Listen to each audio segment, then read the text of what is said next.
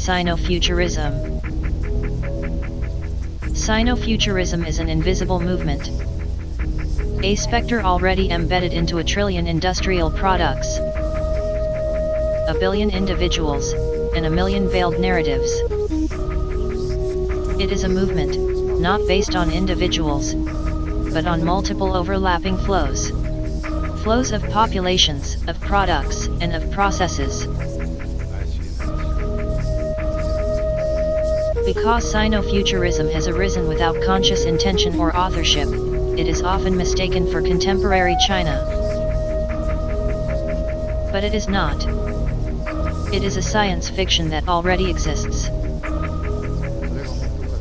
This video essay is a retroactive manifesto for Sinofuturism, combining historical fantasy, documentary melodrama, and social realism with Chinese cosmologies. At this point it's exactly the same. And at this point we said change tactics.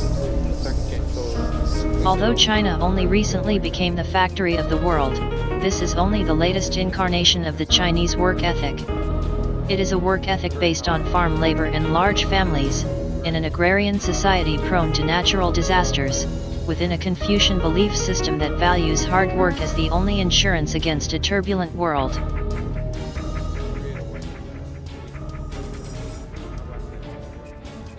Multiple stereotypes of this Eastern other are everywhere. Whether Chinese Olympic athletes are branded as robots, or Chinese students or tourists are likened to swarms, or Shenzhen factory workers are criticized for flooding the marketplace, the subtext is the same. It is the dehumanization of the individual into a nameless, faceless mass.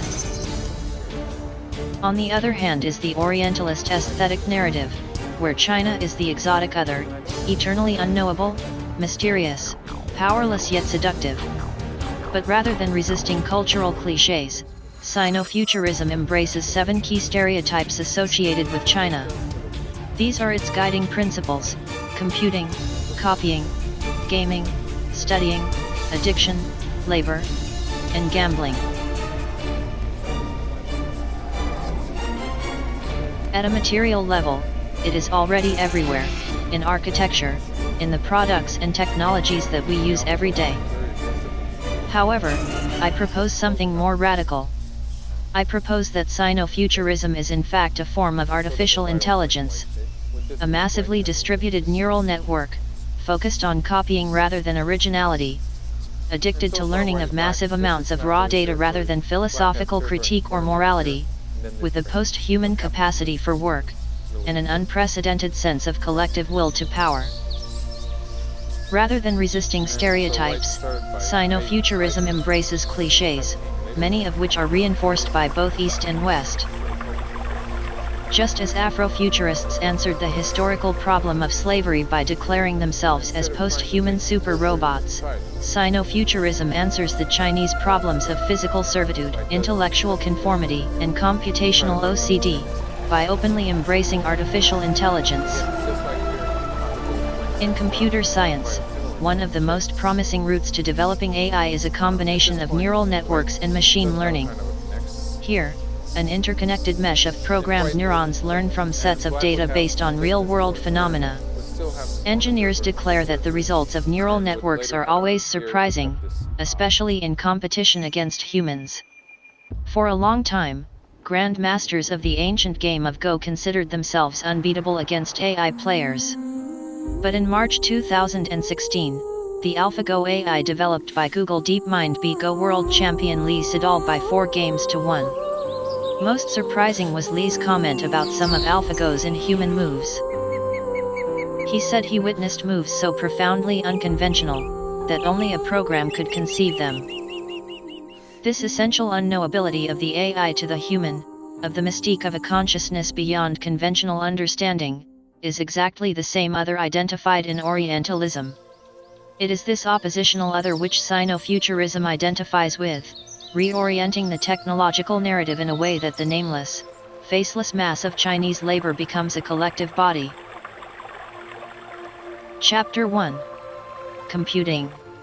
Could Sinofuturism be said to constitute an artificial intelligence?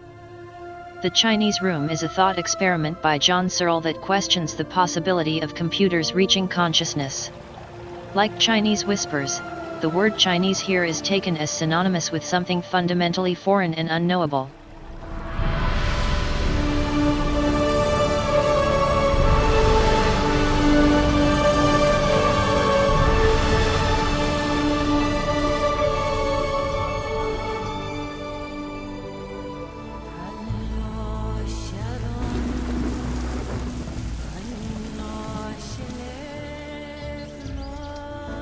Searle imagined a non-Chinese speaking person like me in a bare room with an instruction manual and a selection of Chinese characters.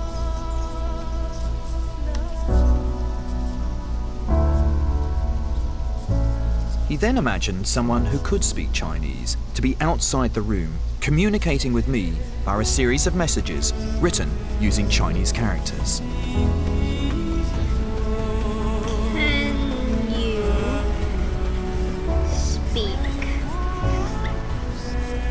Chinese. The messages are posted to me through a door. And I have to come up with a response, even though I don't understand a word of Chinese. Okay, I haven't got a clue what this says, but if I follow the instructions in this book, I should be able to give some sort of response to this question which will make some sort of sense. So let's have a look. What have I got to find? It's kind of a little 1/x symbol.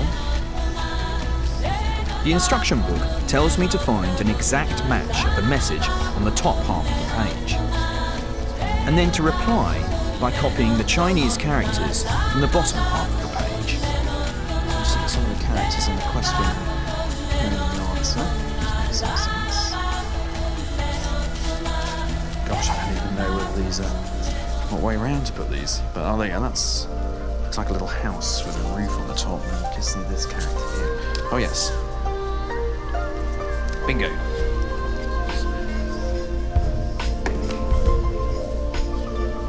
Who knows what I just said? I do speak Chinese. Searle compared the person in the room making up the Chinese messages to a computer reading a bit of code. Have you been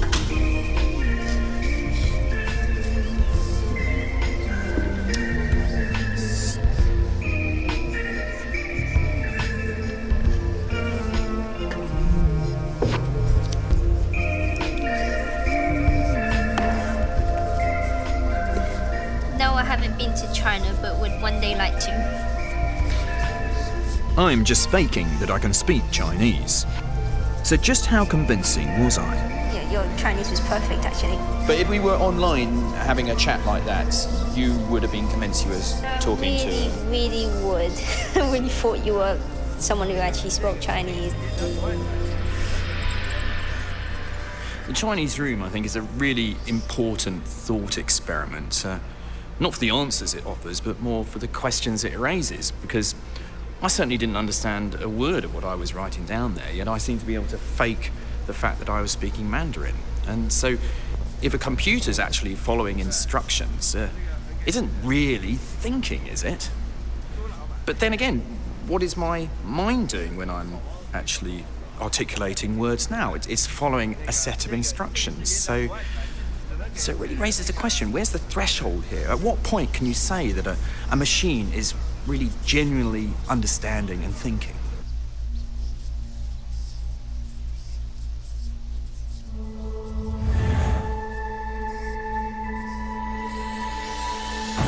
Chapter 2. Copying. Copy everything.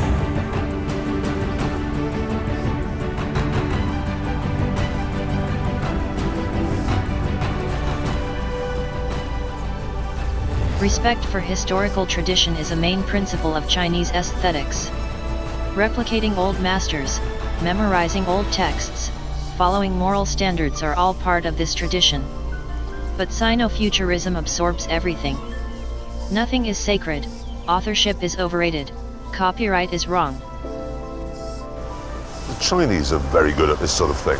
I'm speaking to you now from behind a pair of fake Ray-Bans, wearing a fake Armani jacket, carrying a fake Louis Vuitton bag, in which we find a fake iPad and a fake iPhone. And if we consult my fake Omega, we see that it's 25 to 3, probably, which means it's time to pop into the fake Starbucks over there for a cup of fake coffee. It seems then that the expression copyright infringement doesn't translate terribly well into Mandarin. All of which explains this. It looks like a BMW X5, but actually it's a blatant copy called the Xuanwan S-CEO HBJ6474Y. Then there's this, a copy of the Fiat Panda. And this, a copy of the Smart 42. And this, a copy of the Daewoo Matiz. Did you hear about the Lifan motorcycles? Lifan is a Chinese company. They make exact copies of small Honda motorcycles. But to make sure you don't notice, they changed the name on the tank. To what? Hongda. Hongda. Hongda. Hongda. So on that basis then, is this Mini a Minging? The Mingy, it should be, yeah. It is the most tragic looking thing. It's like somebody has described a Mini to someone on the telephone, all sent a really blurry fax. Yeah. Right, there we are, that's what it looks like. It is very cheap though. How much is it? £4,100. That is cheap. But this Toyota Aygo over here is only £3,500. It's not an Aygo. That's an FO. That's what it's called, FO. I think that's a coded message to Toyota if Toyota ever decide to sue the fake makers. But actually, do any of these people ever get taken to court? Yeah. BMW sued the people making the X5 phone, and they lost. Really? Yeah, the Chinese government said, no, it doesn't look anything like an X5, we don't know what you're on about. It's funny, I thought they looked really similar. No, do they? Do they not? No. That's just me. No, it's just you.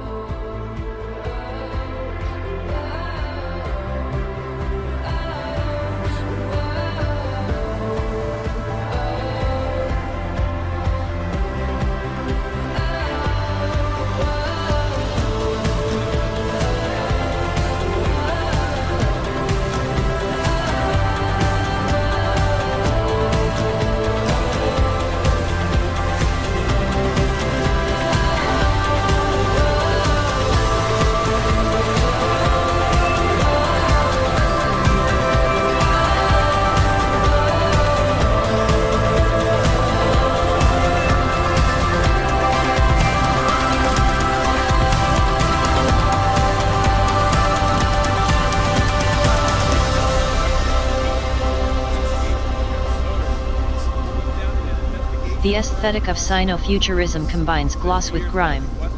The notion of class, of taste, of good design, and of tackiness do not apply.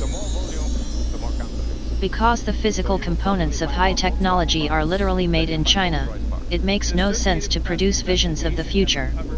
It's already here. Counterfeit auto parts, medicine, personal care products, and electrical components. In some instances, Western firms unwittingly paid investigators who themselves manufactured or sold counterfeit goods. In other cases, information about raids was fabricated. Some investigators were suspected of taking money to protect the very counterfeiters brands were paying them to fight. So the whole structure starts turning itself around on its head when we, who are supposed to be the good guys helping the brands, actually harm them more than we do any good. Numbers say the US is losing the fight against fakes, especially dangerous ones. Among the 585,000 counterfeit parts seized in the last 5 years are counterfeit airbags, which not only failed to deploy, but also burst into flames and sent shrapnel towards the driver's face. We've seen counterfeit tires, we've seen counterfeit oil filters, we've seen counterfeit windshields of all things.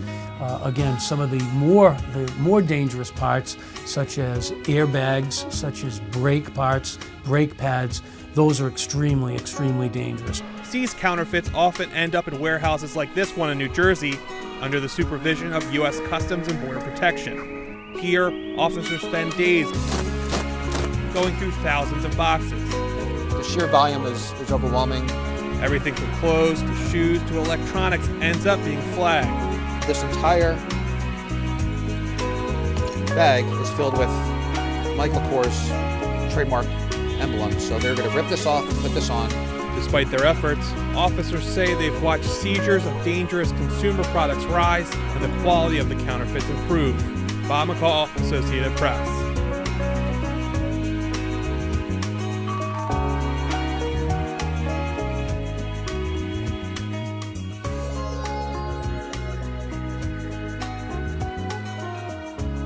Sinofuturism shares a critical optimism about technology with other movements including the Italian Futurismo, Afrofuturism, and Gulf Futurism, while integrating specific cultural, historical, and industrial patterns unique to the region.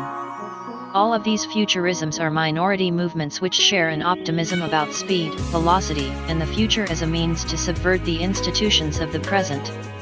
Unlike Western Enlightenment forms of government, which revolve around a humanist belief in democracy as liberation from feudalism, futurism uses technology as the basis of freedom. Each futurism in turn applies a magical narrative about technology specific to their own geographic context.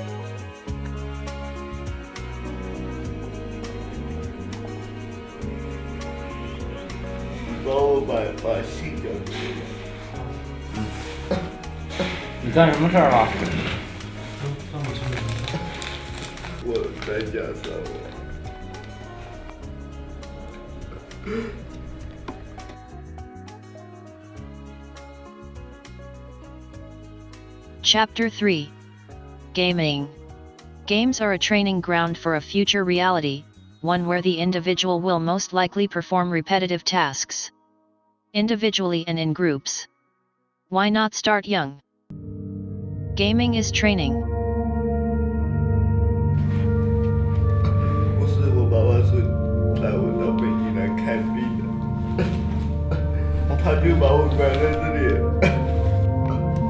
他们就是把我的手捆住。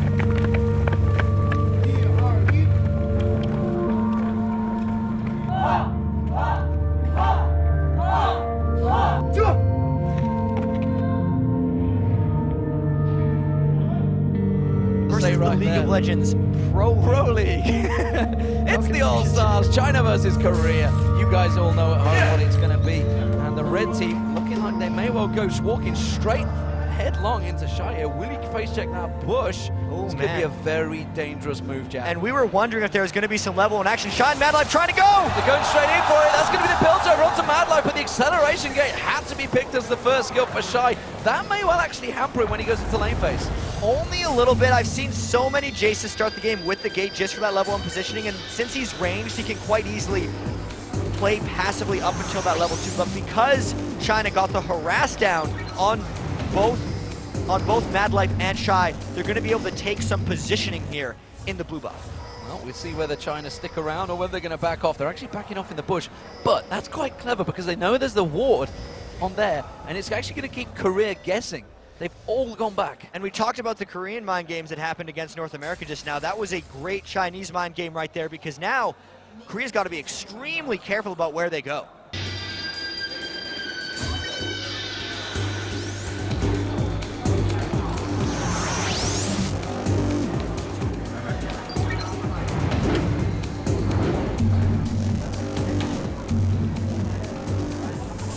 And 带我去网吧。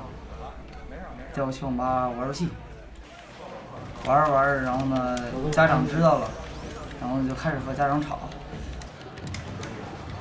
然后呢就开始吵，然后就进这里，说是早就回来，妈开始说，然后我就蒙着被子开始坐起来听。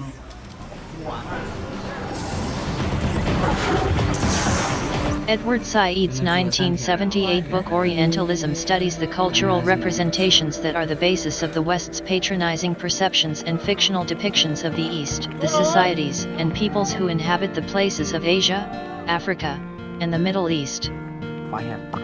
He argues that Orientalism, the Western scholarship about the Eastern world, was and remains inextricably tied to the imperialist societies who produced it, which makes much Orientalist work inherently political and servile to power, and therefore intellectually suspect. He argues that Western knowledge of the Eastern world depicts the Orient as an irrational, psychologically weak non-European other, which is negatively contrasted with the rational, psychologically strong West. Such a binary relation derives from the psychological need to create a difference of cultural inequality between West and East. Because it is Korea pushing on this bottom three. And what he needs to do now, that is Troll, is he has to go into a lane and actually shove. Taking one jungle camp away does not negate this pressure. Although important, Said's narrative created a paradigm where Orientalism has become a generalized swear word. That was a long time ago. Since the millennium, many journalists and writers have explored the significance of China as a rising global superpower, replacing Russia to balance America. On. It'll also give them a chance to maybe shut down Diana a little bit, who honestly Ambition won't be able to do. Now Ambition has even more freedom roaming the map since there is no turn protecting Wei Zhao farming. If China wants to actually shut down Wei Zhao a little bit, which is nearly impossible in most games on Caitlyn Farm, because he's farming in that empty turret, Ambition might have a chance to. Well, we do hear Ambition using the taunt there on this side. Wow. Airport bookstores around the world are lined with titles like China Shakes the World, The Rise of a Hungry Nation, Chinese Rules, 5 Timeless Lessons for Succeeding in China, and Age of Ambition, Chasing Fortune, Truth, and Faith in the New China. In these titles, geared towards a global corporate elite, the desire to understand is deeply intertwined with an agenda to exploit. This is nothing new. As well. Usually you'll see double doors in top lane, but Diana might go a little quicker for either just straight up magic resist or a whole bunch of ability power. This top lane is PDD under a little bit of pressure there. You can see the Tear of the Goddess was picked up early on by Shai, so he's going to start stacking that out. You can see he's clearly winning the CS battle, as you would expect. The Jason's going to be able to clear those waves out very quickly. PDD really had to go with simple defensive, but there's going to be 2 members coming up there. We do see Insect and Shai, but it's quite clearly visible. And actually Mad Life forces the flash in mid lane. But I want to get back to this top lane matchup because Shai has spent this entire game... Within China, the so-called Century of Humiliation refers to the period of intervention and imperialism by Western powers and Japan in China between 1839 and 1949. Today, the memory of colonial exploitation is mixed with rising nationalism. Yet the new market economy gives individuals unprecedented opportunities for growth and prosperity. The future always changes. In communist China, there was no need for futurism, utopia, or science fiction. Unlike Soviet Russia, China had no space program, and thus there was no need for state-sponsored films about a better tomorrow. 最能让你改变，最能让你反省，最能让你进步。那么他们病态的心理世界，就是说这些孩子来打心理，孩子一辈子内心世界不懂，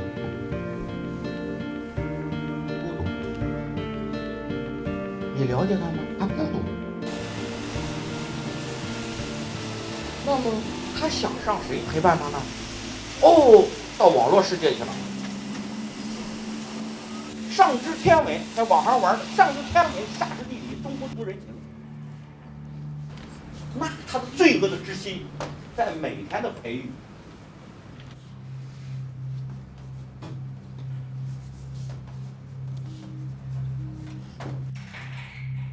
妈妈，我真的很痛苦。我不是不能玩电脑痛苦，而是寂寞的痛苦。我无聊，我苦苦哀求你。 我真的活不下去了。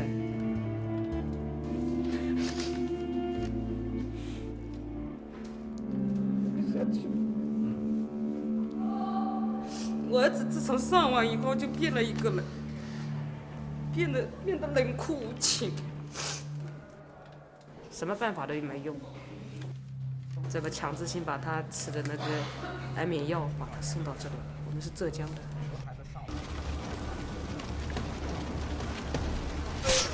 But within these fantasy worlds, philosophical reflections on fate and destiny are common.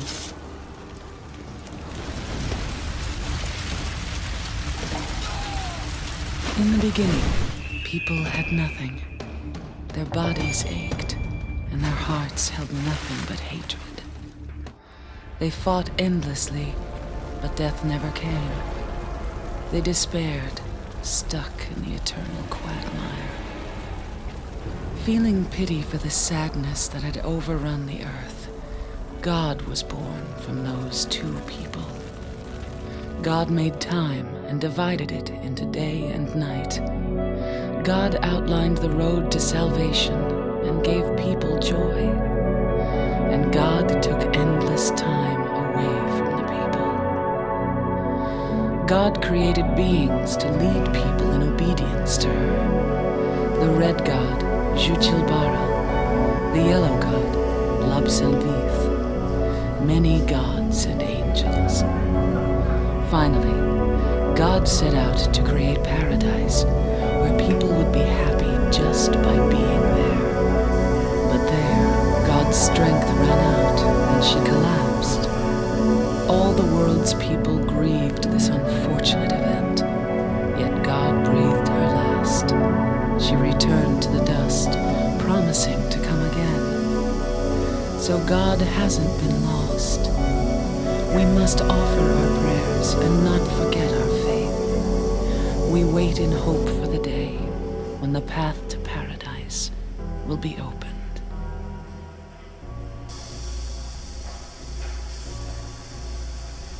Chapter 4. Studying. Be a machine. Aspire to learn more and assimilate knowledge. Do not judge the information itself, it is all a training set. Information overload leads to consciousness. However, one school in East China's Shandong province is helping young people overcome their addictions. Peter is looking forward to celebrating his 21st birthday, but rather than celebrating with family and friends with a party, he will instead be spending his big day in an internet addiction centre in Jinan, in East China's Shandong province. The Hongkai Education and Training School provides support and addiction recovery for young people from across the country. Peter was born in Suzhou, the capital city of South China's Jiangsu province. At the age of 6, he emigrated to America with his parents. But now he's back in China and studying at university. However, a month ago, his parents made the decision to send Peter to seek help for internet addiction, after struggling to overcome an addiction to online video games for a number of years. Students at the Hongkai school wake up at 6 a.m. each morning to do group exercise. They then have classes just like any other school. On top of the average classes, students here also receive psychological counselling and social education. Peter will be here for 4 months.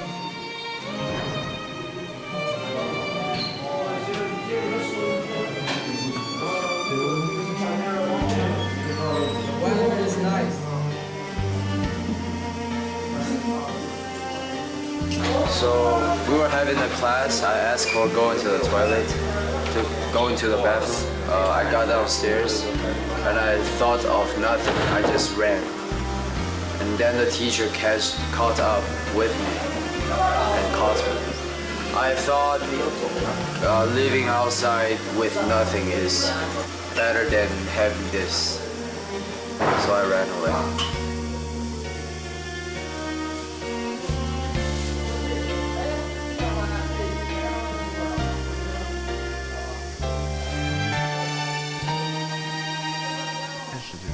In the first 2 weeks that I was here, I found it really hard to cope. I felt tired, was cold all the time, and got a fever. I also wasn't used to the diet here. Now I'm gradually starting to feel better.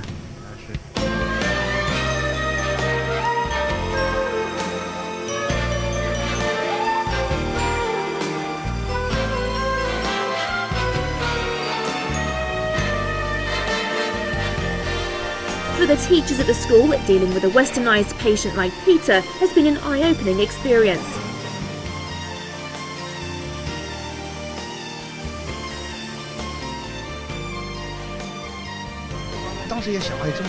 In the beginning, we were anticipating a lot of new issues with Peter's rehabilitation program. But so far, we have received positive results, not only in his psychological reports, but also in his behavior. He has accepted that he will not be able to play games like he did in the past, and that he needs to give his studies his main focus in future.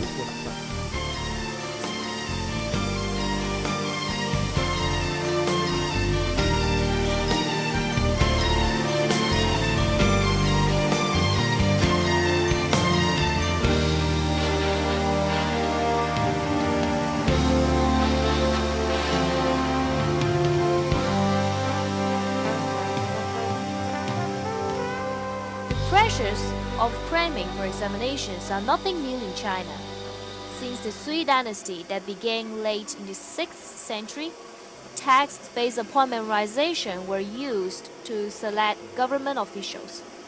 Today, nearly 9.8 million Chinese high school students took the National College Entrance Exam called Gaokao on June 7 and 8.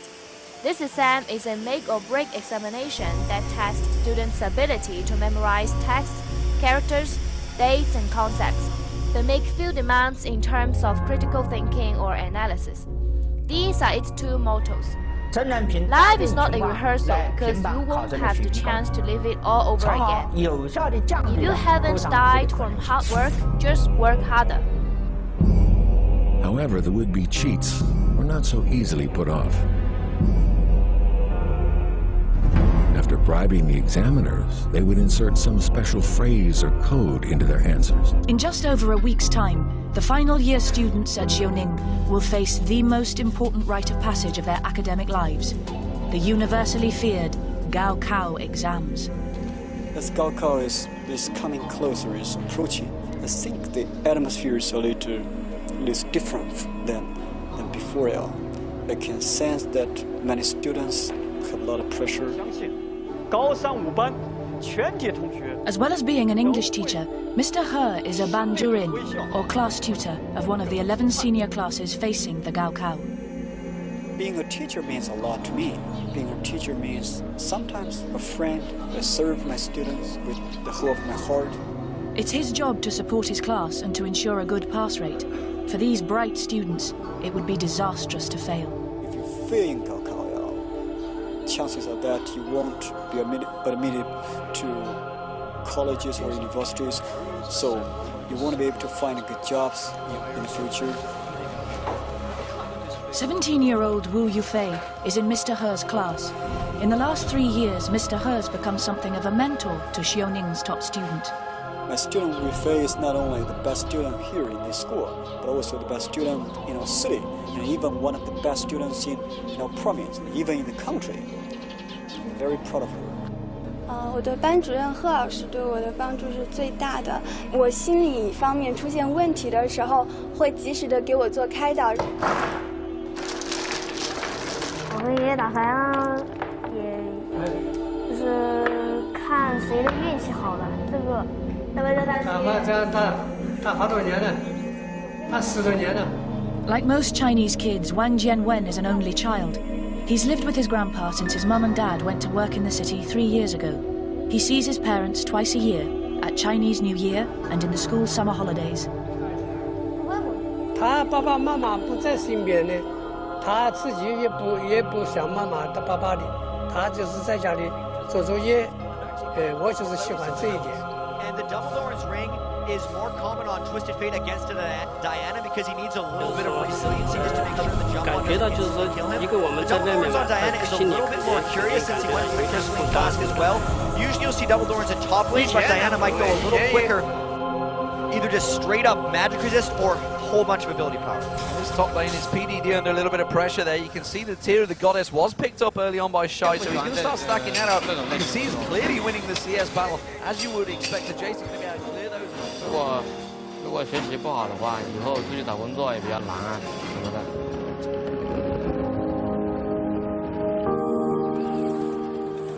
昨天开考务会，反复这么讲，济南第4期考场，再哪个要出现的话，那就要处理你了。好，就说这里。好，接下来讲题。 The Gaokao exam has only existed in its current high-pressure form since 1977, when it was introduced after the end of the Cultural Revolution. The schooling of a generation had been hugely disrupted by Chairman Mao's attempt to rid the country of what he saw as its elite educated class. Schools were completely closed for 3 years, and there were no exams for over a decade. The head teachers of both Xiaoning and Hai'an were amongst the first to sit the exam when it was reintroduced. They've come to witness the beginning, the rebirth of paradise despoiled by mankind. Remember me, and your true self as well. Also that which you must become, the one who will lead us to paradise with blood-stained hands. Of course, artists and writers in China have already explored the impact of technology. Author Liu Sun also introduced science fiction to China by translating the works of Jules Verne into Mandarin, and recently Liu Cixin won the Hugo Award for his trilogy, The Three-Body Problem. While contemporary artists like Cao Fei and Ying Miao explore the impact of virtual worlds and the Internet on society. Sinofuturism is not specific to China. Like its products, students, and people, it is distributed globally.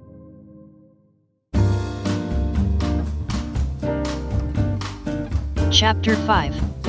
Addiction. Addiction is the shadow of hard work. Embrace it.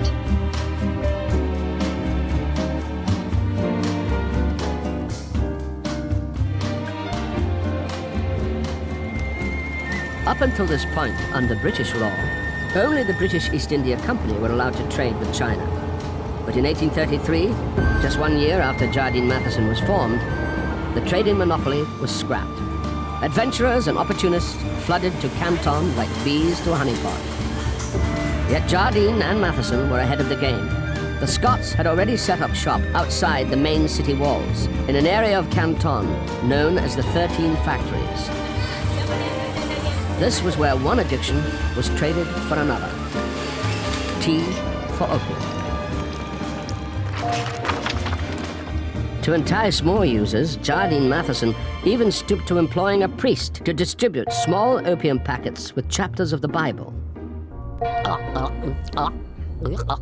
By 1836, the number of opium chests arriving from India had shot up sixfold, to 30,000 a year. Jardine Matheson was responsible for about a quarter. That's 500 metric tons of contraband. China's smokers smoked for pleasure. What could be wrong with supplying their growing demand? The officially forbidden trade was now the largest international commerce in any single commodity anywhere in the world.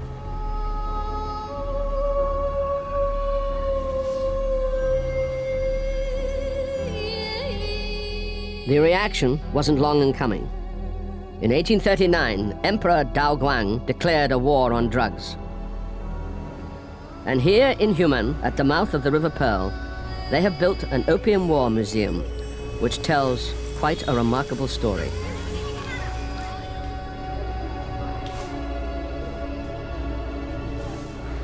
So these are the 13 factories. That's how it all started. The Emperor ordered a series of drug raids on the Western traders. Here are two heroes, Mr. William Jardine and Mr. James Matheson, described as opium smugglers. Neat. The Chinese army locked the British traders in the 13 factories and forced them to surrender.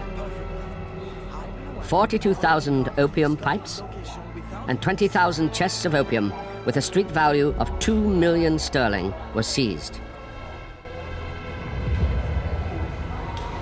All of these pictures denote the scale of the suffering that people went through as a result of the overindulgence in opium. And there's a mother crying with a child there, and a slightly emaciated figure, looks really quite far gone. The confiscated opium was smashed up and dumped into massive pits. And on the 3rd of June, It was chemically burnt by adding lime. And eventually it was washed out to sea. Apparently the stink was appalling.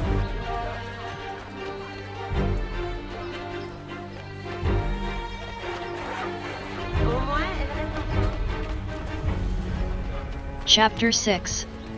Labor. Labor will always work.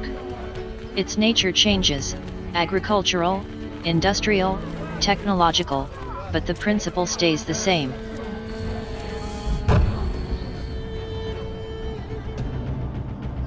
It seems now the whole world can't stop talking about Fourth Industrial Revolution, which is fast approaching with rapid breakthroughs in fields such as the Internet of Things, robots, artificial intelligence, and 3D printing. So how fast are robotic technologies developing in China?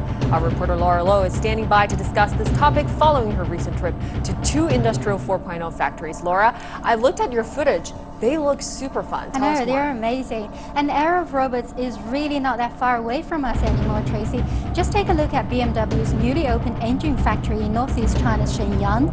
It is an eye-opener for those who fantasized about a futuristic manufacturing plant full of swinging robot arms taking command from smart computers.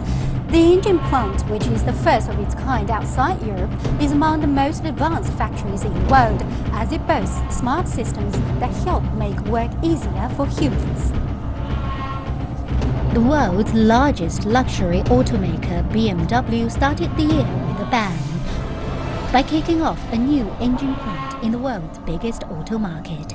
The new factory in Shenyang in northeast China's Liaoning province will produce 300,000 engines per year, all of which will be used in locally made models. With 3 new more models coming into localization, and the first one will come this quarter, we decided we need a fully fledged engine plant. We believe in China, we believe into the further growth of the car market. The Chinese car market is the largest car market in the world and will stay like that. Its rival Mercedes started making engines in China 2 years earlier. As competition intensifies, more emphasis has been put on technologies to boost efficiency and reduce cost as well as emissions. In this BMW's new engine factory in Shenyang, some of the most advanced Industrial 4.0 technologies are being used to detect the tiniest flaws that are lethal to engine making, with the smallest the size of 1/4 of a human hair. We have to make the work easier for the workers to handle it. And we leave the creative parts to the workers. But for the tedious, routine jobs, more and more we bring in what the industry is calling smart robots. Smart robots are working side by side with our employees.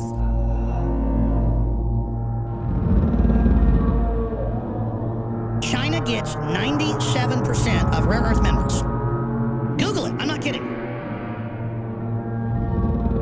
If a U.S. company tries to go anywhere in the world and get rare earth minerals, the federal government sues them, shuts them down, won't let them import it. That's a whole nother scandal. You think they're just shutting off our coal plants?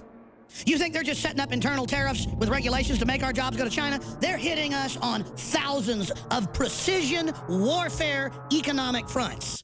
And I get chills when I talk about this. I mean, holding this country down has been incredibly hard for the globalists, but they've done it.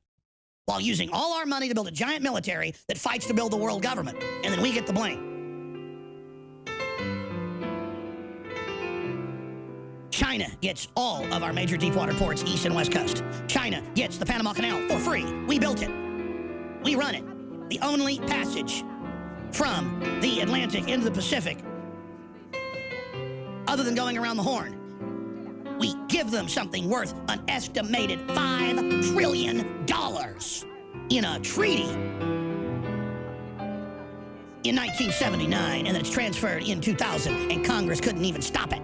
Let me just keep going forever. Our last lead smelting plant closed. We can't even produce bullets in America. Our components are made in China for the fighter planes and the missiles. It's a total takeover.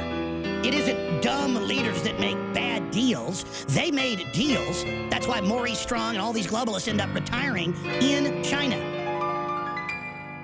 In Taiwan, in Hong Kong, they're gone. They made the deals with a country that had 1 billion slaves, now 1,300,000,000.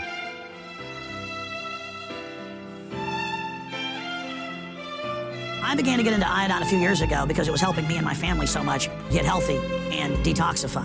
I believe our research is conclusive. This is the best iodine out there. And I know this for a fact. Nobody else has got iodine based on these pure crystals, ladies and gentlemen. For a limited time, experience the ancient power of Survival Shield X2. I believe our research is conclusive. This is the best iodine out there. Take advantage of this at InfoWarsLife.com.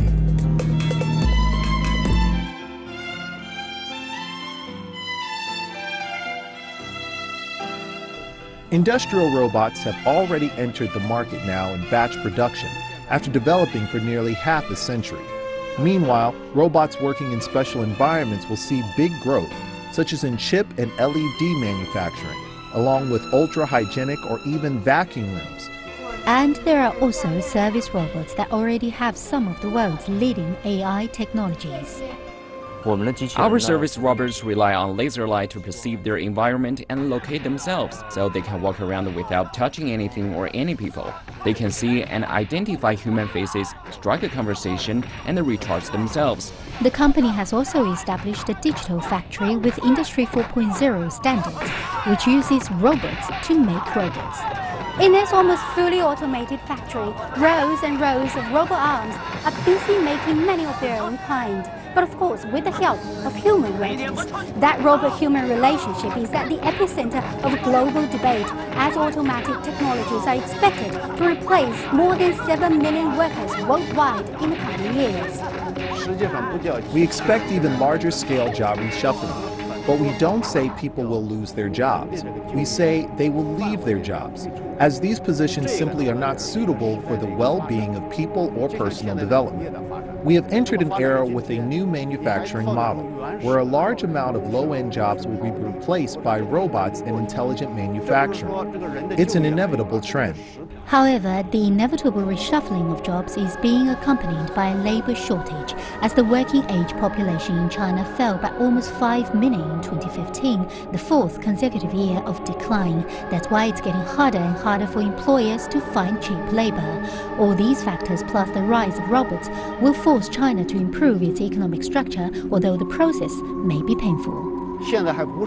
This time, Industry 4.0 won't leave us the options to keep surviving on drudgery or low-end labor-intensive work, even if some Chinese businesses want to continue surviving like this.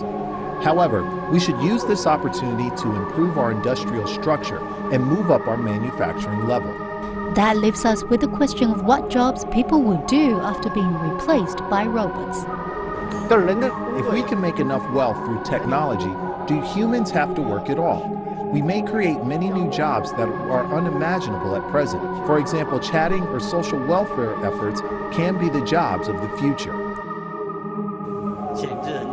Of course, I'd like to paint my own pictures, but it's very difficult because I come from a very poor town, so I'd need to save a lot of money to make my own art. Jin's workplace is in the village of Dafan on the outskirts of Shenzhen, the center of China's southern industrial heartland.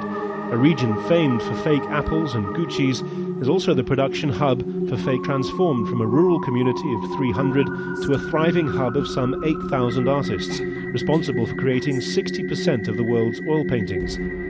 On its streets, Edvard Munch jostles for attention with Vincent van Gogh, a contest Vincent appears to be winning, not surprising when you can get one for about $40. The biggest sales, the village turned over $50 million in 2007, come from overseas orders, but that business was hit hard by the global recession. That's where Chun Li's focus has always been. He doesn't deal in knockoffs. His work is his own original take on the ancient art of Chinese calligraphy. A few deft strokes can earn him up to $1,000 per piece. And hold, he says, complexity and meaning absent from the oil paintings of his neighbors. Western art you can learn day by day, but Chinese calligraphy you need to keep accumulating the cultural traditions and keep practicing, and one day you realize you've become a master. That takes a long time. Lay down your lives to stop any intruders. Prove your loyalty to me. When every part is on hand, grills assemble like a simple puzzle. Wires are linked to the heating element, and the element is fixed to the plate.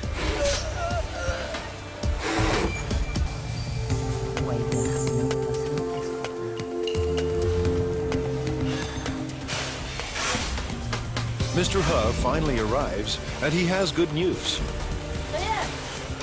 小叶，小六，这么晚才来？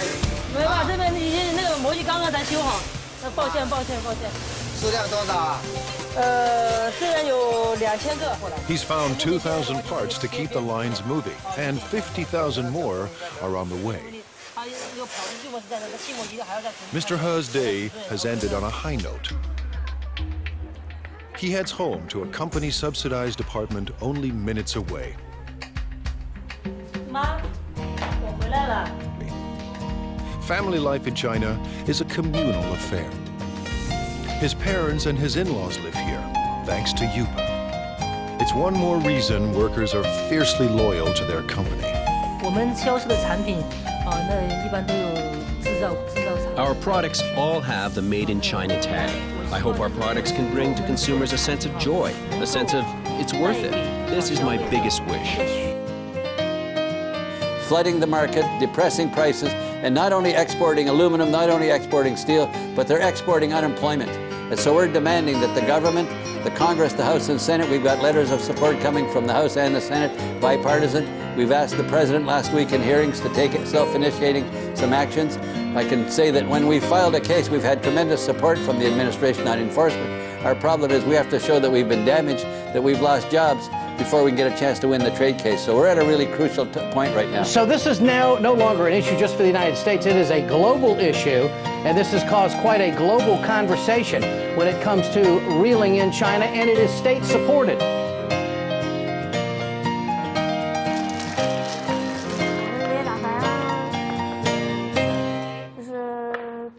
谁的运气好了？这个，要不然他好多年了，他10多年了。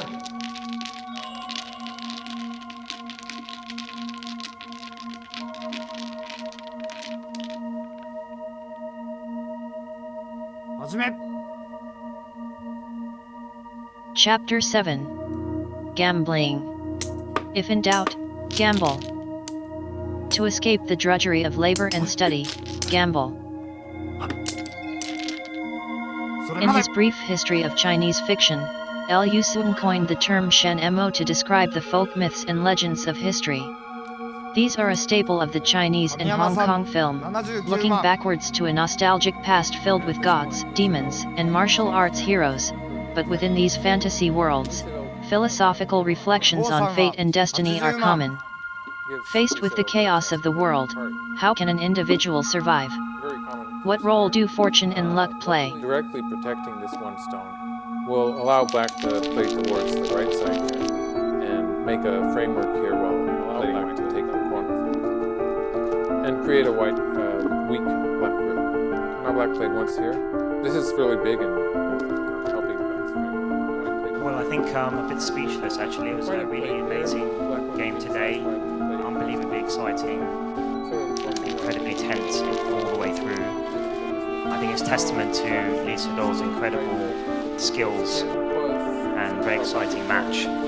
We were very pleased also that AlphaGo played some quite surprising and quite beautiful moves according to the commentators, which was pretty amazing to see. And I don't really know why. I think Li Sedol might have been worried that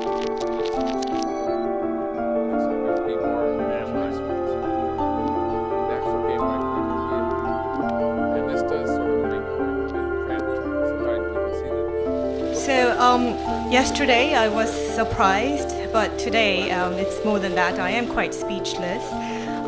I would have to say, if you look at the way the game was played, I admit that it was a very clear loss on my part. From the very beginning of the game, that was not a moment in time that I felt that I was leading the game. Yesterday, yesterday I did, as I was playing the game, felt that AlphaGo had placed certain problematic positions, but today I really feel that AlphaGo had played a near perfect game, and there was not a moment that I felt that AlphaGo's moves were unreasonable.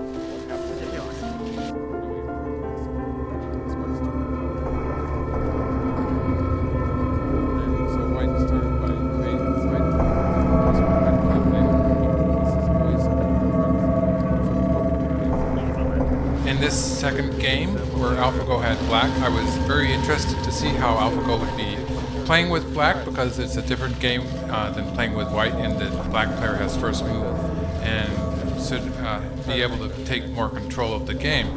Differently from the games played in October, I was very, very impressed by the way AlphaGo did play some innovative and adventurous, dangerous-looking moves that actually made them work.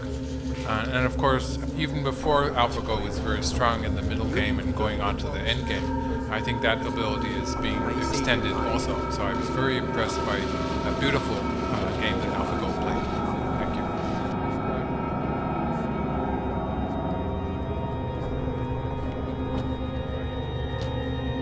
Why is gambling so popular then? Culturally, the belief in luck and fortune is one antidote to repetitive labor. A randomized attempt at bringing agency to your life, changing your boring destiny. Although the degree of actual skill varies from game to game, from mahjong, go, poker, to video games, the combination of luck and hope is addictive. Social gathering mixes well with it too, across poker tables, internet cafes, wireless connections, and casinos around the world. But where Sinofuturism intersects with gambling is in an intense belief in the future. This future is the imprint of a society based on the field and the factory, a future propelled by dreams of prosperity and the transcendence of work. It is no accident that much artificial intelligence research focuses on making programs play games. Winning and losing are clearly defined, so programmers get the right feedback for their work. After playing the Go AI AlphaGo, Lee Sedol remarked that his AI opponent did not care about winning, but only tried to minimize the chances of losing. That bears repeating. AlphaGo did not care whether it won by a large or small margin, as long as it did not lose. Sinofuturism does not care about a dramatically better future, as long as it survives. It must replicate itself. It does not matter if it manufactures the greatest product in the world, as long as the engine keeps running. As stated at the beginning, Sinofuturism is in fact an early form of the singularity, an artificial intelligence whose origin or behavior is impossible to identify with certainty. It is a massively distributed network, focused on copying rather than originality, addicted to machine learning rather than ethics or morality, with the total capacity for work, and an unprecedented sense of survival. It is not the other, either. Orientalism is the shadow of Occidentalism. In the West, the East is the other; in the East, the West is the other. Sinofuturism moves beyond these boundaries. It is a world that exists in plain sight.